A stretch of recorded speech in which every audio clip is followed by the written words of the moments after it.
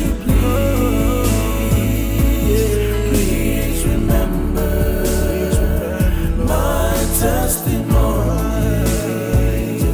The blood of Jesus covers me.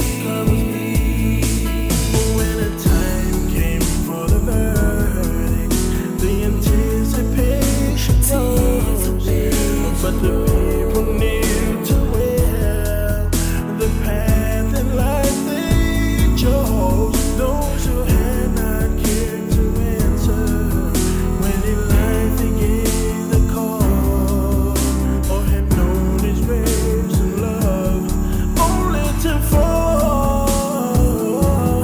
But as you looked in my direction, I was not afraid, 'cause your nail-scarred hands